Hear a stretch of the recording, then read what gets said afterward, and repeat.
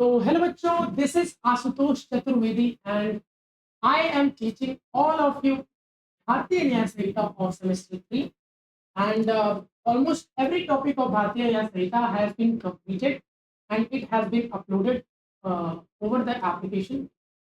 Now in this lecture we will cover one section, that is section 270 of Bharatiya Nyaya Samhita, which talks about public nuisance. Now, what is public nuisance and what will be the punishment for public nuisance that has been given under section 270 of Bharatiya Nyaya Samhita?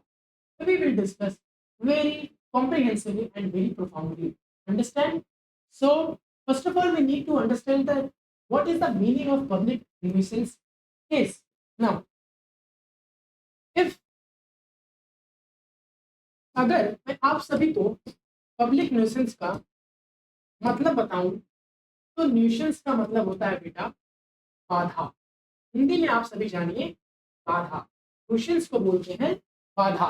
Now अगर मैं इसका synonym बताऊं जो हम लोग काफी बार use करते हैं, न्यूसेंस तो एक तरह का लीगल टर्म हो गया, लेकिन हम लोग जो यूज करते हैं वो हो सकता है बेटा ऑब्स्टेकल, ऑब्स्टेकल और ऑब्स्ट्रक्शन।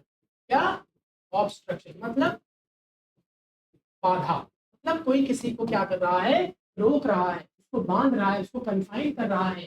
ठीक। Now what is the meaning of whole public nuisance? It is given under section 270 and we will go through this section. We will able to know that what is the meaning of public nuisance is. Okay, now let's go. Now a person is guilty of a public nuisance who does any act or is guilty of an illegal omission which causes any common injury, danger or annoyance to the public. क्या कह रहा है? Public nuisance को commit करने के लिए सिर्फ और सिर्फ आपका एक्ट नहीं होगा, वहां पर बेटा क्या होगा, इलीगल ओमिशन भी होगा। Now what we have to keep in mind is regarding public nuisance is that there must be an act or an illegal omission. This section do not talks only about any act of a person, but it also talks about an illegal omission of a person. Is that clear? Now, तो क्या होता है public nuisance? कि एक व्यक्ति public nuisance का guilty होता है, अपराधी होता है, माना जाता है जब तब वो कोई एक्ट करे,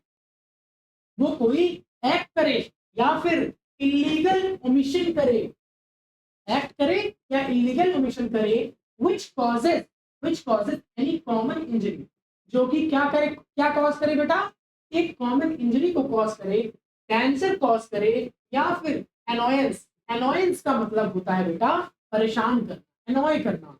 ठीक है, एनॉयंस टू द पब्लिक। नाउ क्या पब्लिक न्यूसेंस जो एक क्राइम है सेक्शन 270 ऑफ भारतीय न्याय संहिता 2023 में, क्या वो किसी एक इंडिविजुअल के लिए है, के अगेंस्ट है? नहीं। नाउ व्हाट 270 सेज इस बच्चों कि भैया एक व्यक्ति ने कोई एक्ट किया, कोई इलीगल ओमिशन किया, उससे पब्लिक एट लार्ज को इफेक्ट हुआ। अब वो इफेक्ट क्या हो सकता है, वो इम्पैक्ट क्या हो सकता है?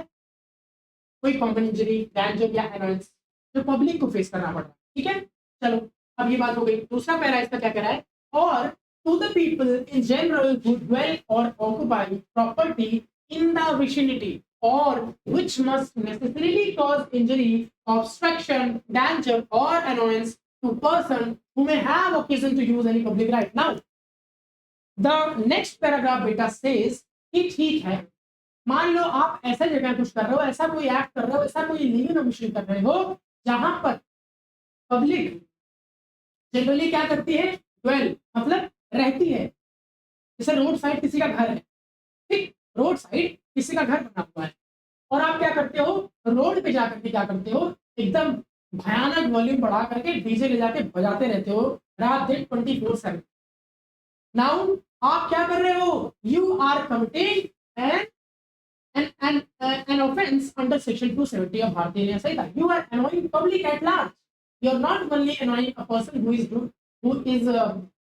dwelling near the side by side the road, but you also committing an act which causes great impact over public at large.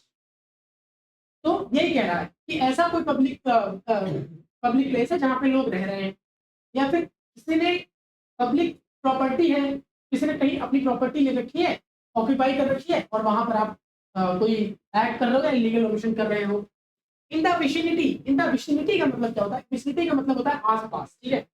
मतलब आसपास, उस पब्लिक प्लेस के आसपास कोई रह रहा है, या कोई प्रॉपर्टी को ऑक्यूपाई किया हुआ है, या फिर हाँ कोई रह रहा है या कोई प्रॉपर्टी ऑक्यूपाई किया हुआ है, और आप जाकर के वहां पे कोई ऐसा एक्ट करते हो, ऐसा कोई इलीगल मिशन करते हो जो उनके राइट को, उनकी पब्लिक राइट को क्या कर रहे हो, तुम क्या कर रहे हो, वायलेट कर रहे हो, तब भी आपको पब्लिक रिलेशंस के लिए 270 आपके ऊपर लग जाएगा। ठीक, नाउ आगे क्या कहता है? और which must necessarily cause injury, obstruction, danger or annoyance to the person who may have occasion to use it. चलो, अभी इसके पिछले वाले पैराग्राफ में कहा कि भैया ऐसे लोगों को दिक्कत हो रही है आपके एक्ट या फिर आपके लीगल ओमिशन से, जो लोग उस जगह पर या तो रह रहे हैं या फिर कोई प्रॉपर्टी ऑक्यूपाई किए हुए।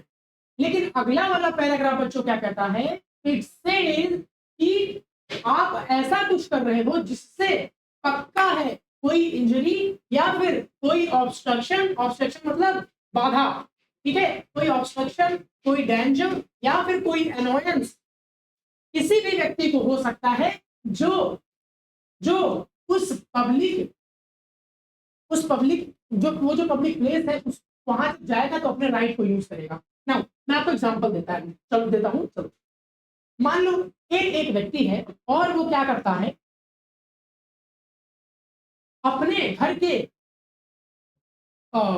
नाली के पानी को निकालने के लिए क्या करता है बच्चों, बीच पाइप डालने का काम करवाता है। ठीक, अब वो पाइप तो चलो ठीक है, आपको लेना पड़ेगा, म्युनिसिपैलिटी से आपसे परमिशन लेनी पड़ेगी, लेकिन उसने बिना किसी का परमिशन लिए हुए जो रोड है उसको खोदना शुरू कर दिया उसने। ठीक है, अब वो इतना गड्ढा हो गया बच्चों उस रोड पे कि वहां से अब टू व्हीलर तक नहीं जा पा रही है, पैदल वाले लोग जा पा रहे हैं लेकिन टू व्हीलर नहीं जा पा रही है। तो अब इसने क्या किया, इसने बेटा ऐसा कोई एक्ट कर दिया जिससे पब्लिक को क्या हो रहा है, पब्लिक को अनॉयंस हो रहा है, ऑब्स्ट्रक्शन हो रहा है, कोई ये कॉज इंजरी कोई कॉज कर रहा है। अब ये जो इंजरी वाली बात है, चलो इसमें बता देता हूँ।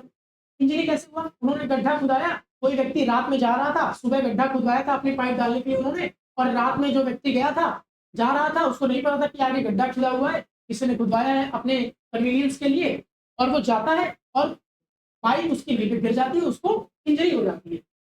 ये किसकी वजह से हुआ? उस व्यक्ति की वजह से हुआ।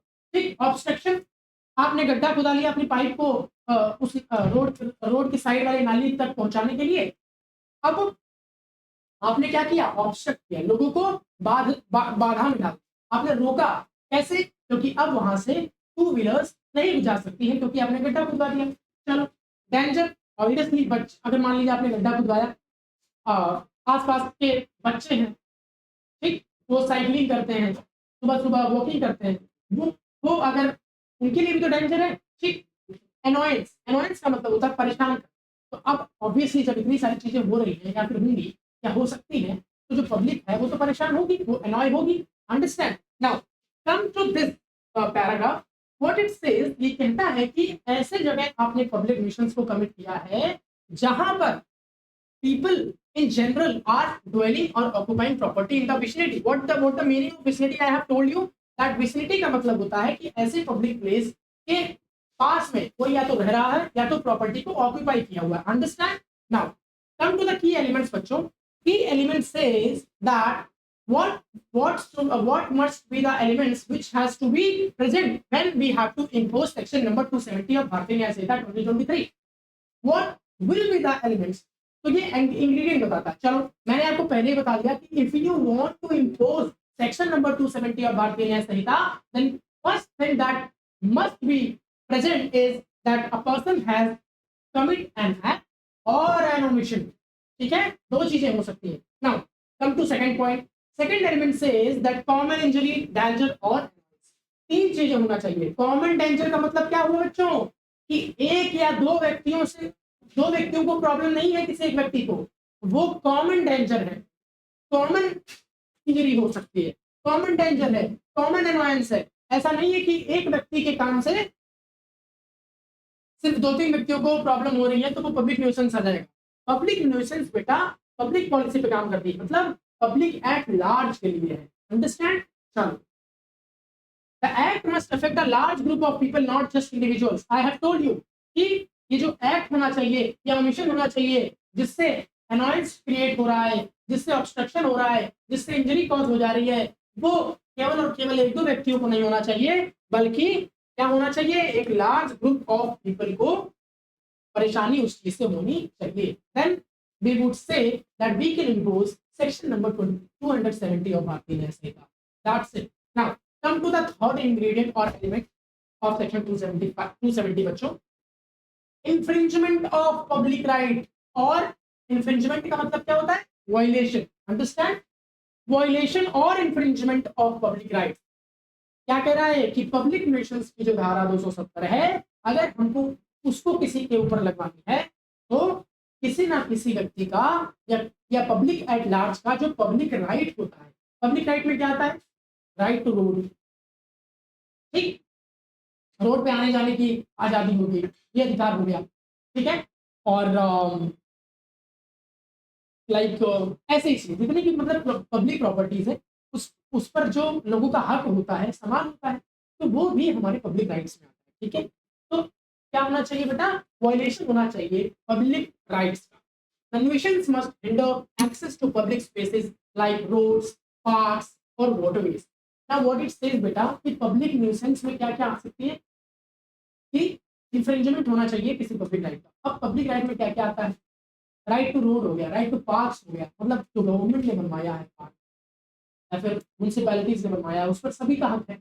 अब उस पार्क में जाने में कोई अगर बाधा क्रिएट कर रहा है या कुछ ऐसा एक्ट कर रहा है जिससे जो वहाँ के लोग हैं, जो वहाँ रहते हैं, वो उस पार्क को यूज नहीं कर पा रहे हैं किसी एक व्यक्ति के एक्ट या फिर इलीगल ओमिशन की वजह से, then it would be deemed that such person has committed the offense of public nuisance under section 270 of Bharatiya Sanhita. We could go to the police or to the court against such person, ठीक, and bring a suit against such person, ठीक है। चलो, no justification even if the act provides personal convenience or benefits the offender is still punishable। कोई भी justification आप दे ही नहीं सकते। मैंने पाइप वाला एग्जांपल आपको दिया ना शुरू में, अगर वो व्यक्ति कहता है कि अरे अरे मेरे घर का जितने नाली का पानी है वो जा नहीं पा रहा था, दैट्स व्हाई मेरे को ये रोड क्या करना पड़ा, इसको तोड़ना पड़ा। You can't give a justification for the annoyance or a danger or injury that has been caused because of your act or illegal omission. Understand? ये clearly mentioned है that you cannot justify your act or illegal omission if it causes any kind of annoyance or any kind of common injury to the people at large, and if it infringes the public right. Understand? No justification. ठीक? Now, the most important aspect of this section is that what will be the punishment for public nuisance. Now, sir, हम तो जान गए कि public nuisance क्या होता है और तब हम मानेंगे कि एक व्यक्ति पब्लिक न्यूसेंस कर रहा है, but sir what will be the punishment for such? Now come punishment for public nuisance under section 292 of Bharatiya Nyaya Samhita, the punishment for committing a public nuisance unless otherwise specified is a fine that may extend to 1,000। very very nominal punishment है बेटा, वो है 1,000 रुपए तक की fine, ठीक है। मतलब ये एक्सटेंड भी कर सकता है, डोंट वरी, लेकिन हाँ आपको जानिए सेक्शन 292 जो है वो हमें पनिशमेंट के बारे में बताता है। और पनिशमेंट पब्लिक न्यूसेंस की क्या है बेटा? 1,000 रुपए तक क्या कर सकते, जो फाइन है वो बढ़ाई जा सकती है, या फिर ऐसी पनिशमेंट भी हो सकती है जो सरकार क्या करे, नोटिफाई करे या फिर स्पेसिफाई करे, ठीक है। नाउ एग्जांपल्स देख लो, चलो। Noise pollution, a restaurant playing loud music beyond permissible hours disturbing the neighborhood, very common problem in our society or in our vicinity। मतलब मैंने घर ले लिया कहीं पे, बगल में रेस्टोरेंट है, 1 बजे 2 बजे रात तक क्या चल रहा है, डीजे चल रहा है। It's the very most very well known problem of our society। Understand? चलो, obstruction of public pathways, मतलब जो पब्लिक रोड्स हैं वहां पर बाधा उत्पन्न करना। Street vendors occupying footpath pushing pedestrian into road, सही बात है।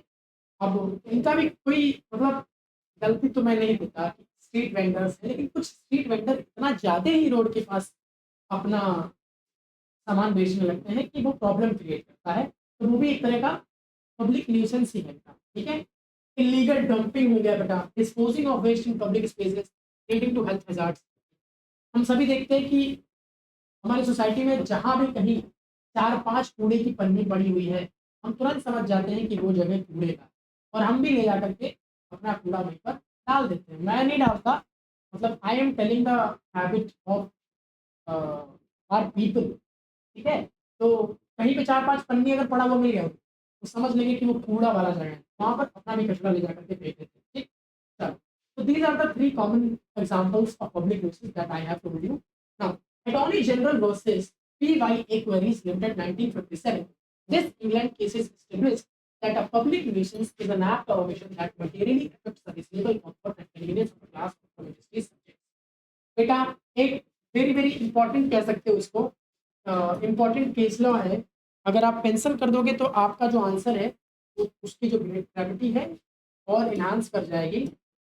So definitely you people have to mention this case law if you are going to write the answer of answer regarding public nuisance।